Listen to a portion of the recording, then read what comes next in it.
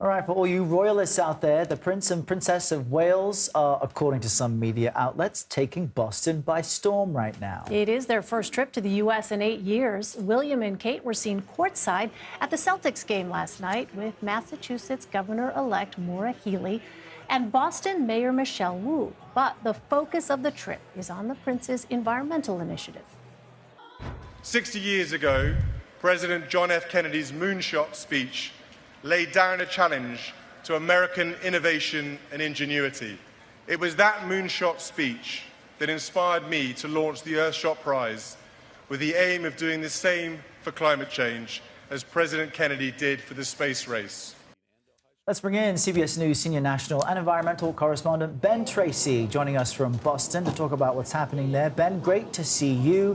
What is on the Royals' schedule today and how are they exactly being received?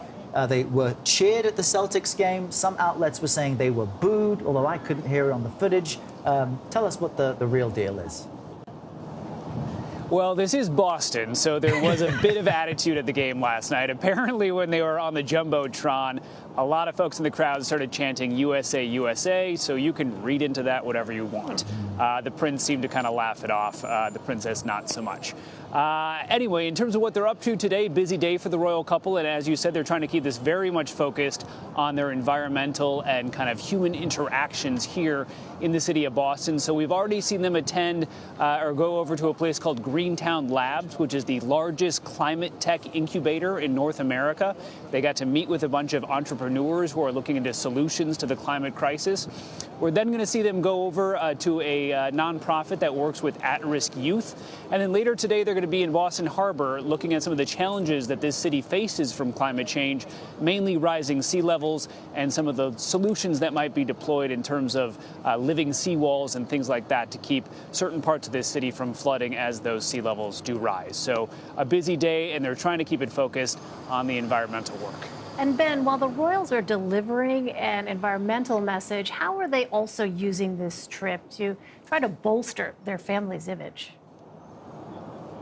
Yeah, I mean, this is a pretty tightly choreographed trip, and the whole goal here is really to kind of show off this more modern and streamlined monarchy. This is something that King Charles has said that he wanted to do in the wake of Queen Elizabeth's death, is kind of shrink the number of senior royals, show them as working people, working on serious issues.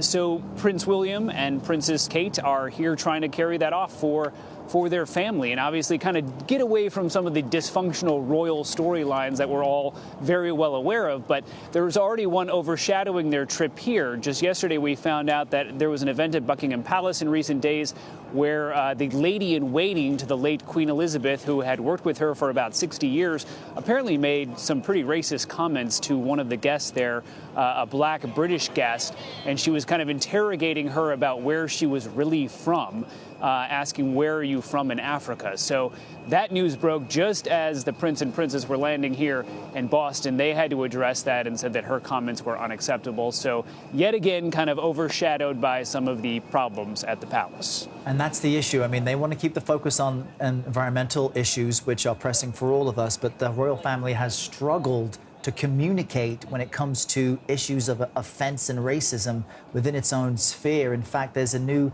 Netflix documentary trailer for the Harry and Meghan series that could also muddy the message that Will and Kate are trying to send out. Let's just share with our viewers a sample of what I'm mentioning here.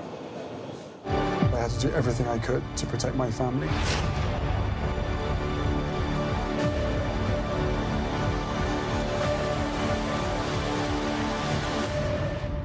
When the stakes are this high, doesn't it make more sense to hear our story from us?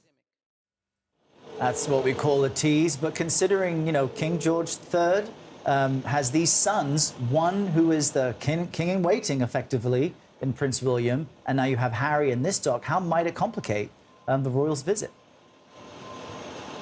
Well, I mean, it certainly is interesting timing, right, to have that trailer drop on the day that his brother is here in Boston trying to really position himself in this environmental space. Now, we don't know if they had any control over what Netflix was doing with the trailer, but it kind of looks like brotherly shade being thrown from about 3,000 miles away from the West Coast.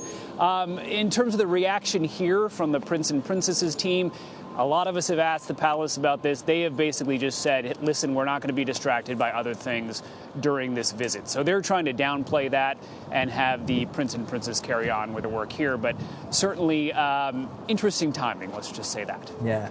Ben wants to talk about the environment, and he's going to keep being asked by anchors like us, hey, what about the scandals? Ben? I know. We're here trying to cover these serious climate issues, and we're talking about that. But yeah, you know, it's, as you said, it's part and parcel with the royals. There's always kind of one step forward, one step back. Yeah, and you've coined a term I like, brotherly shade. I think lots of us can relate. Ben Tracy, great to see you there in Boston. Thank you very much.